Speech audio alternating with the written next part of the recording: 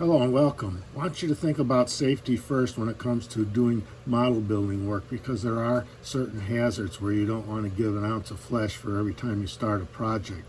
And whether that's wearing eye safety glasses or face shields, respirator for preventing inhaling particulate if you're sanding or cutting, loud noises. If you're running something that makes a loud noise like a Dremel, you might want to wear ear protection. All these things will help give you personal protection if you use the right equipment. And safety first was a big deal, still is today, for all railroads because of the type of work environment you're in. And it certainly is no different when you're working at your bench building models sometimes. As a caveat, you may get a model part, say a part from All Nation that's a brass piece. It may have burrs on it, maybe slight metal slivers you can hardly see that need to be filed down. You don't want to catch those in your fingers, so please take care. Thank you. Hello and welcome to another All Nation Line video. This one is going to be our third video to show you a little bit about our tooling and how certain detail parts are made for a lot of the kits that we shipped in the past and we still have available today. This particular die sitting here is the die that makes the Z braces for a lot of the parts on the sides of box cars, whether it's for a door slide or outside bracing. This particular Z has punched holes in it for pinning into the side of the car. Back when, they were either done in brass or tin, and then some of them, the parts of various lengths, would not have holes in them, but they would have rivet impressions embossed on them. And so what we're going to do is take this die apart and show you the two pieces. It looks like a very simple die, but it's actually a very complicated piece of tooling in order to form and cut these tiny pieces. Okay, in this section we're showing this particular die that creates the Z braces. We took it apart, separated the top shoe from the bottom shoe, and we'll explain what this die is all about here in a minute. We generally transport the die with a little sheet of paper to protect the critical edges here and here.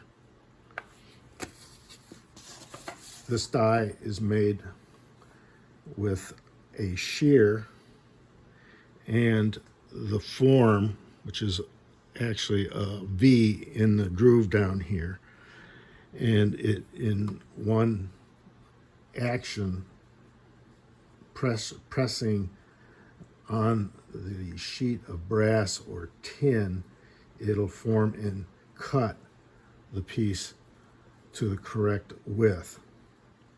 So this die, while it looks very simple, is very complicated because we have the shear or cutting edge here, which is very sharp.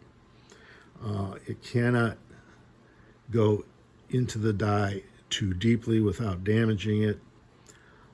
There is a guide here for putting your material in it squarely, and we can cut a length which is about 6.5 inches or shorter depending on the width of our brass. The brass material could be anything from a shim thickness to probably 0.225, somewhere in that neighborhood. And the way this die works is it all comes apart. It's held from the bottom with screws. There's pins here for this back guide, and then on the post we have springs which help to bring the top shoe back up in the press to get the part out. So we're going to go ahead and install this in the press and start making some of these Z braces and see how this die works. We just got this die back from the machine shop where some rehabilitation or maintenance was done to it, I should say, sharpening it and making sure it's ready to produce some of the parts we need for the kits and when we get calls from modelers that need Z-braces. If you were to look at the end view here going in that direction, you would see the machined shape of the Z-brace that would be formed, and it would come out of the die here after it's cut. And what would happen is one side of the Z-brace is a little wider than the other, and then you have the bend here to give you the Z form. And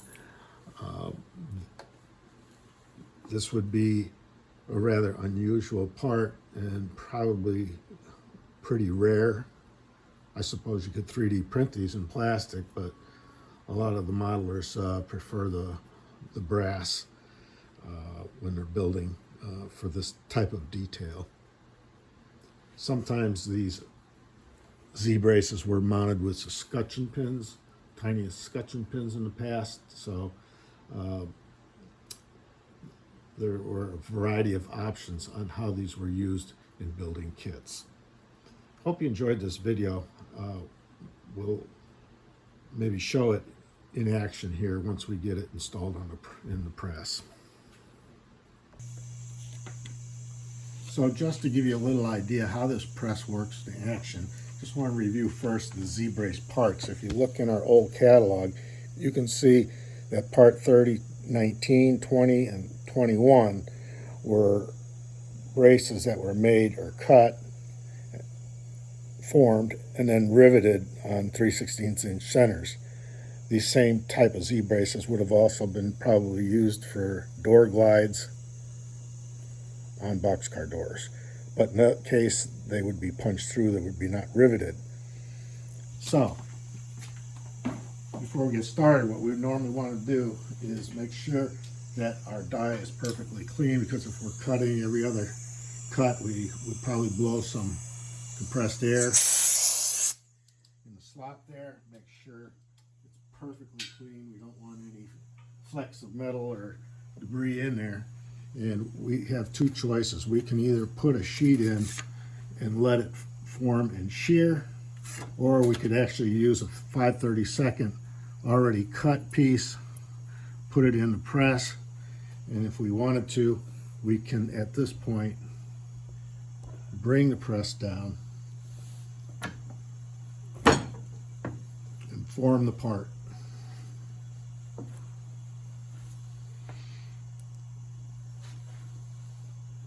And at the moment you can't see where the part is because it is stuck to the underside of the shear, which is fine. So we can just take a piece of metal or a screwdriver or something and fleck that part off, and there you have it. You have the formed part. And of course these come in 3 different lengths for the Z brace that is obviously used on the sides of the cars with the rivet impression, or they would be longer depending if you were going to use those for boxcar door slides.